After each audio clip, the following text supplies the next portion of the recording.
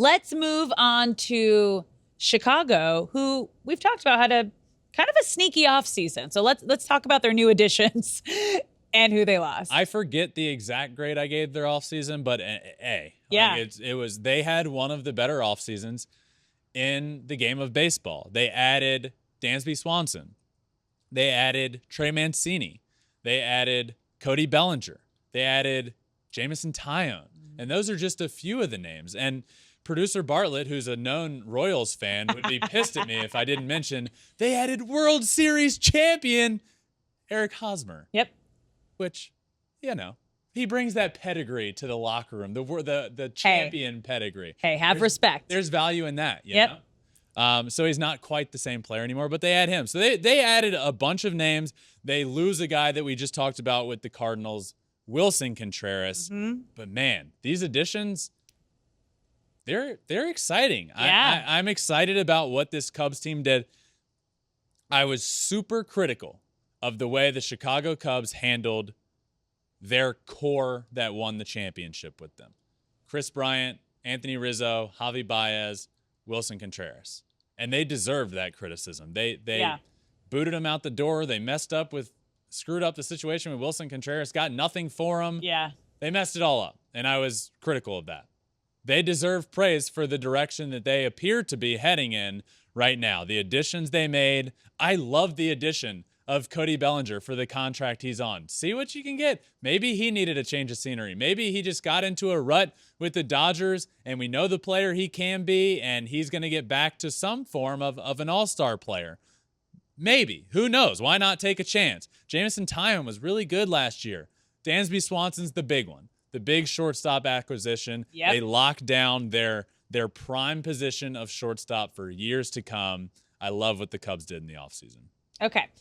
With all of these new additions you just mentioned, who's going to be the hitter to watch? Cody Bellinger. Yeah. I mean, for so many reasons, but the main one being it can make your season go one way or another. Yeah. Imagine having MVP Cody Bellinger in your lineup. I'm not saying that's going to happen this year, he's not that hitter anymore, but imagine having all-star Cody Bellinger in the thick of your lineup, or batting ninth for the Dodgers, Cody Bellinger, and then getting benched for the Dodgers, Cody Bellinger. Imagine what that does to your lineup. You're going in two opposite directions. So for me, he's the important player in this lineup. He had 210 last year, 19 homers. Can't be having that. He's got to be better. Yeah. Who are you going to get? Pitcher to watch for the Cubs. I'm big on this guy. Okay. Justin Steele. I mentioned Jameson Taillon, new addition. They have Marcus Stroman, who they got last year. Justin Steele is a name that I think he's going to have a great year. He's left-handed. He throws hard. He's shown that he can be good in the big leagues. He was good last year in the big leagues. I think this year he takes another step forward. He had a 3.18 ERA last year, but he was 4-7, which shows the Cubs were not great. But a 3.18 ERA, 126 strikeouts and 119 innings pitched. I always like looking at that.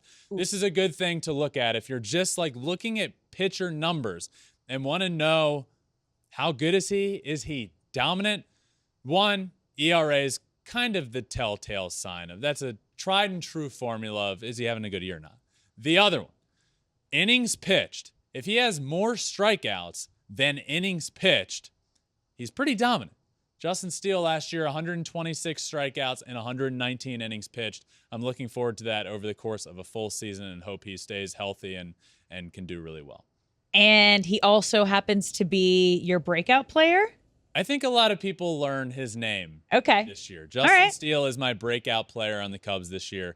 I think after this year, there's a lot of people talking about Justin Steele being a stud for the Chicago Cubs. And it's for all those reasons I just mentioned. I think he can be dominant. I think it'll also help having the lineup behind him and the defense behind him now with this new cast of characters. Because that plays a big effect, too. You could have a great game and have some bad defense behind you, and obviously there goes your game. Say what you want about Cody Bellinger and his offense lately. You know he's going to play a Gold Glove caliber outfield. So you look up the middle there, they have Nico Horner, they have Dansby Swanson, and Cody Bellinger up the middle. That's a fantastic start. You build your team up the middle.